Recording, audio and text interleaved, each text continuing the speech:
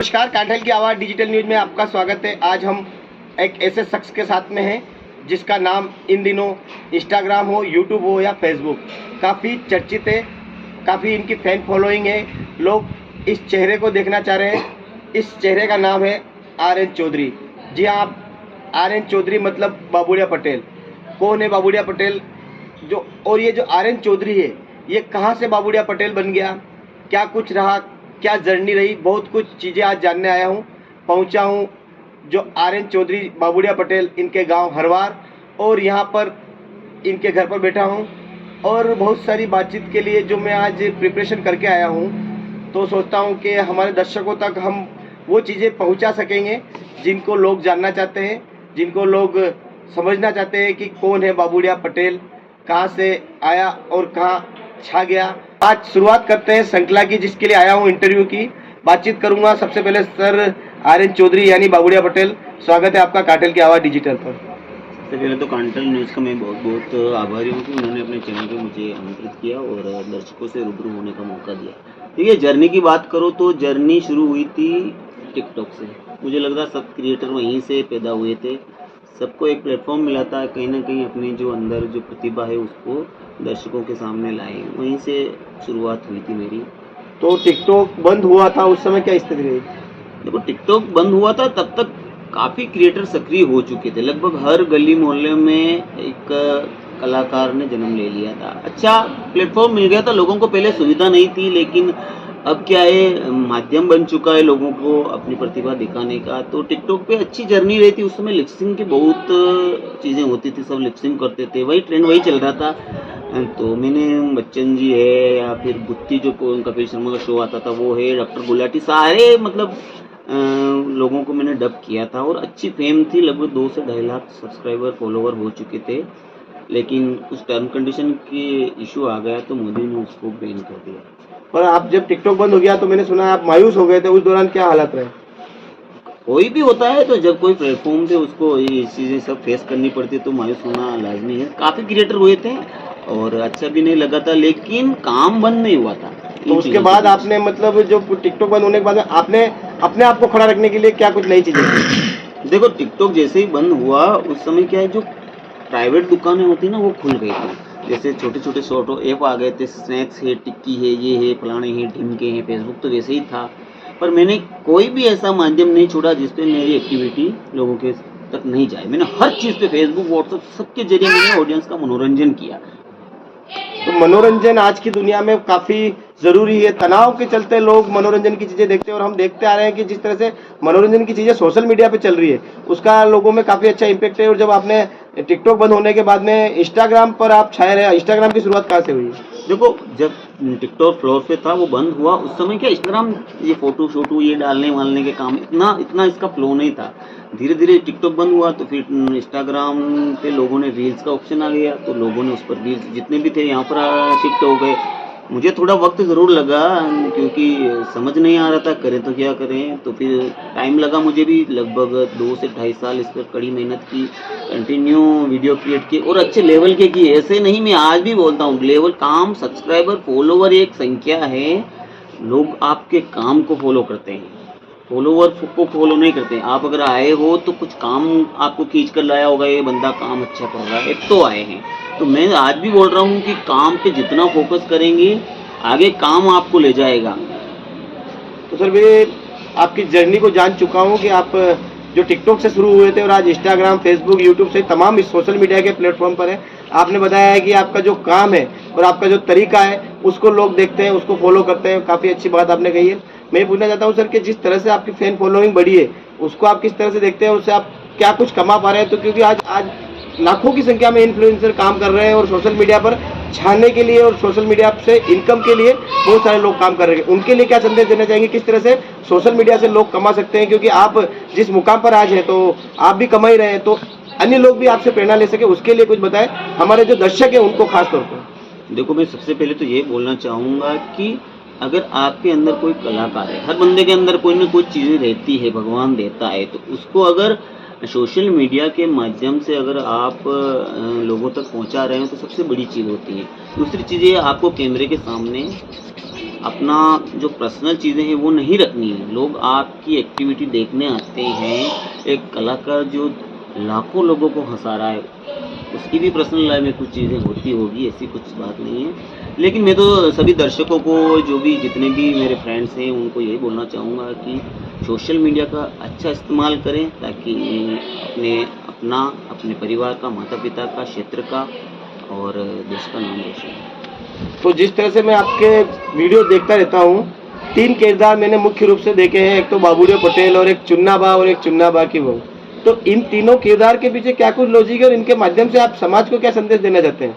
देखिए, ये जो किरदार हैं, एक है पटेल का, एक है बाबूराव का और एक है चुनाव की वो का। ये सारे किरदार पर्दे पर काल्पनिक है, लेकिन ये समाज से लिए गए किरदार। कहीं न कहीं आज भी समाज में ऊंच नीच की भावना है।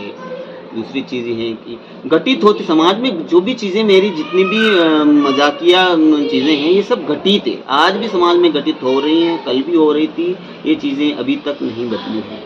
तो कहीं न कहीं मेरे कंटेंट में संदेश भी है और मनोरंजन भी है। मैं सोच रहा हूँ कहीं न कहीं लोगों को जागरूकता मिले। तो बाबूराव पटेल की उम्र कितनी है, कितने साल का है बाबूराव पटेल? देखिए, उम्र तब डिपेंड करती है कि आप किरदार क्या करें। अगर पटेल का पूरा ड्रेसअप और उसका बोलने का तरीका, उसका ओहदा देखोगे तो वो काफ़ी उम्रदराज दिखता है, क्योंकि जिस तरह से उसका ड्रेस है, धोती कुर्ता। और बाबूराव एक बंधुआ मजदूर है जो शराब के नशे में धुत है, ताकि वो प्रताड़ित हैं, उसको कुछ लेना देना। जब उसको एक पौवा मिल जाता है और वो मस्त हो जाता है, कोई लेना देना नहीं पटेल। उनके बीच में जो तर्क वितर्क होता है ना, उससे लोगों में क्या है, उनका मनोरंजन होता है, कॉमेडी निकलती है, लोग काफ़ी पसंद कर रहे हैं। रही बात चुनाव की ऊँट की, तो ये भी एक काल्पनिक किरदार है। और जो अभी शॉर्ट फिल्म आ रही हैं, लोकसभा चुनाव पे आधारित हैं, तो इसमें लोगों को रंग भी देखने को मिलेगा। तो जहाँ तक बात करते हैं, जब हम किरदार निभाते हैं तो किरदार समाज को अच्छी दिशा भी देते हैं और समाज को बुरा भी दिखाते हैं। मतलब जब हम शराब के नशे वाली चीज़ को हम जब सोशल मीडिया पर डाल रहे हैं, क्या आपको नहीं लगता कि इससे मतलब समाज को गलत दिशा पे ले जाया जा रहा है? जिस तरह से बाबूराव पटेल या जिस तरह से आप बताते हैं वो शराब के नशे में रहता है, तो क्या आपको नहीं लगता है कि शराब को मतलब व्यसन को दूर किया जाना चाहिए और हम इसका सोशल मीडिया पर प्रचार करें? क्या कहना चाहिए? देखो, प्रचार अलग चीज होती है। प्रचार वो होता है पूरी वेरिफिकेशन के साथ। अगर कोई चीज बोली जाए कि नहीं भैया ये पानी है ना, इससे प्याज बुझती है, तो ये वेरीफाई है कि इससे प्याज बुझती है। अगर शराब का एक्ट मैंने किसी भी कंटेंट में ये कभी नहीं कहा है, आपके चैनल पे ही बोल रहा हूँ मैं, हर चैनल के माध्यम से बोला है मैंने कि आप शराब का सेवन करो, कभी भी नहीं। ये एक काल्पनिक किरदार है। मैंने कभी शराब का सेवन जीवन में नहीं किया। मैं किसी व्यसन से ना तो दूर भी हूँ और सपोर्ट भी नहीं करता हूँ। रही बात इस प्रचार करने की, तो ऐसा कुछ नहीं, एक मनोरंजन हो रहा है। उसकी भी जो कैरेक्टर निभा रहा हूँ, मेरी भी फैमिली है, कहीं ना कहीं मेरे पिताजी को या मेरे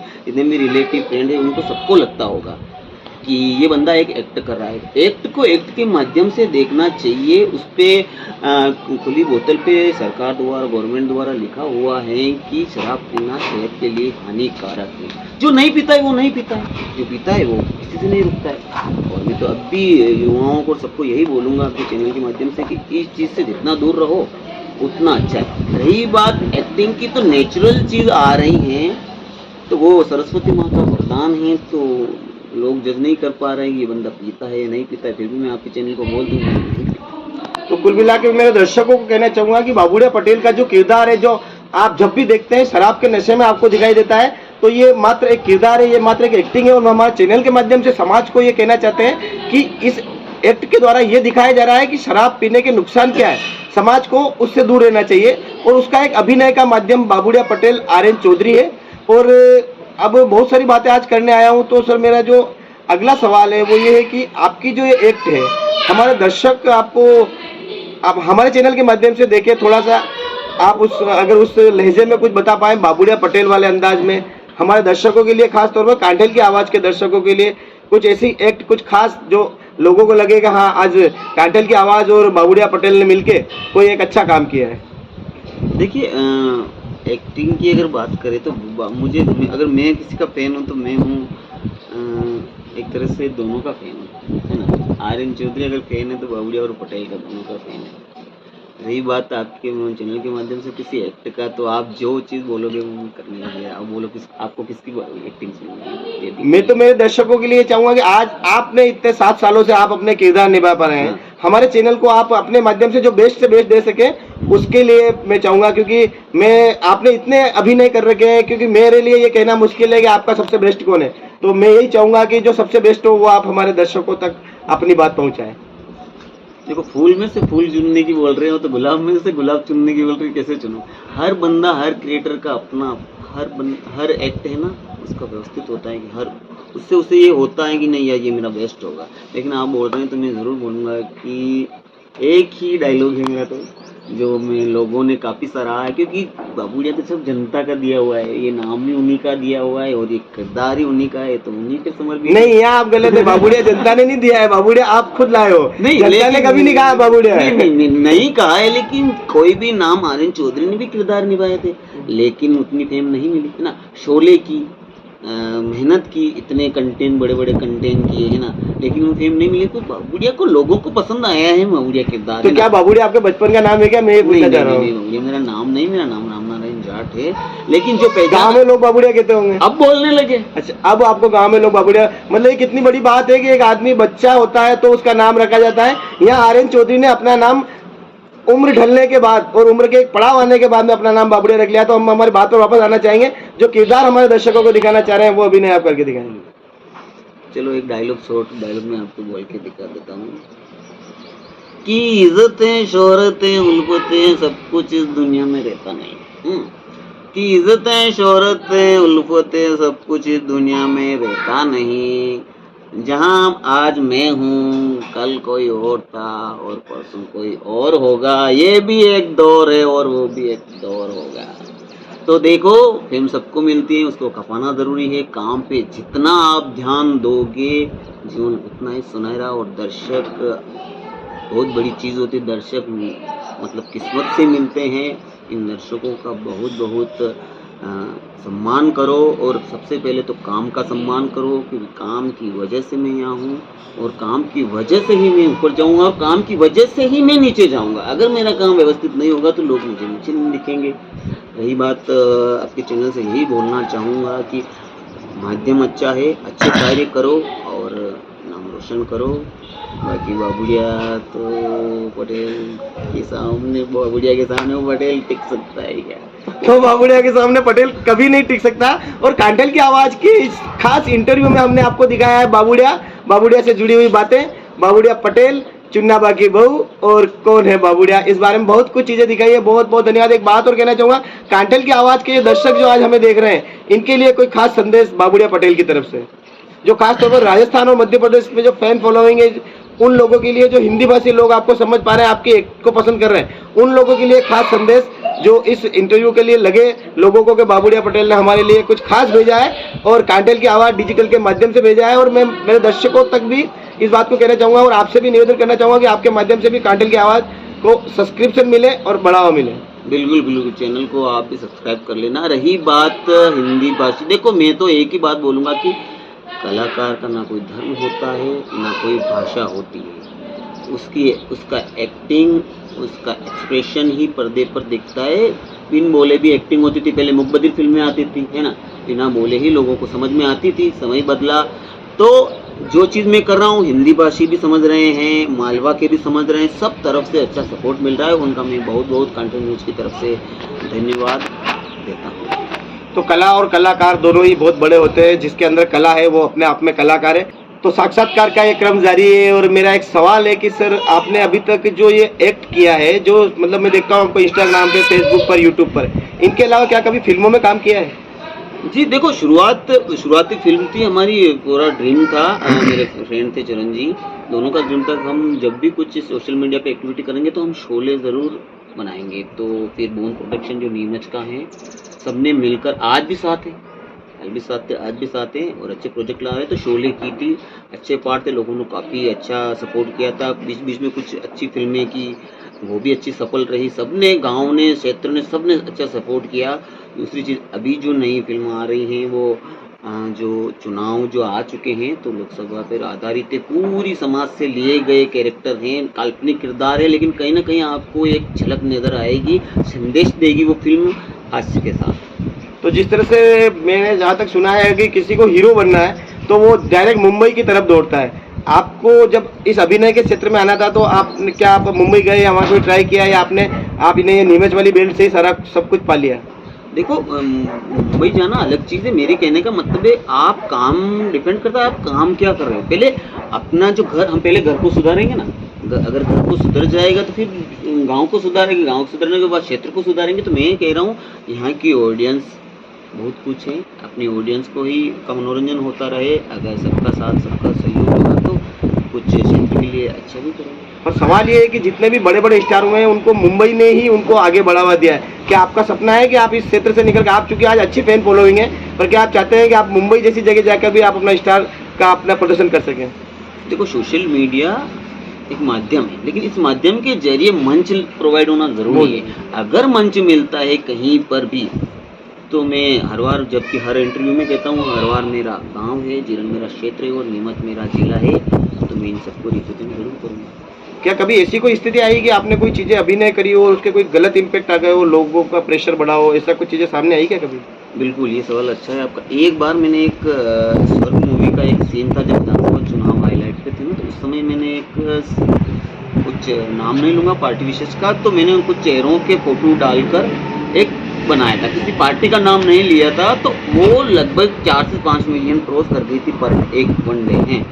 उस पर कुछ टिप्पणियाँ हुई थी पार्टी विशेष की कि इसको हटा दो, ये है वो है, तो मैंने उनको सिर्फ धमकियाँ मिली थी कि ये, तो मैंने उनको सिर्फ क्लैरिफिकेशन किया था कि आप सिर्फ ये है एक तरह से एक्ट है, किसी भी पर्सनल मत लो इसको, एक काल्पनिक किरदार है और कल्पना तक की सीमित है, मनोरंजन का आधार है बस और कुछ नहीं।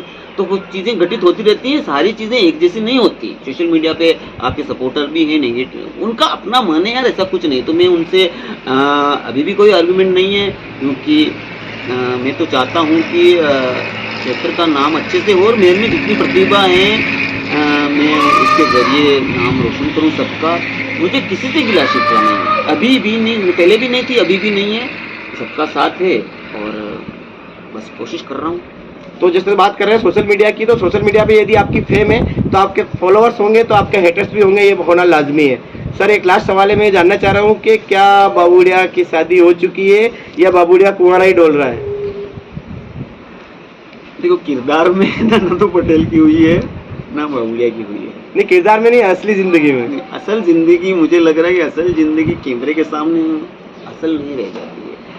तो मुझे लग रहा है कि इस सवाल को थोड़ा हम बाइकआउट कर दे तो ये अच्छा है। आप रैपिड फायर कर रहे हो। बाइकआउट करने के बाद में जनता ये जानना चाहती है कि क्या बाबूड़िया की शादी हो चुकी है?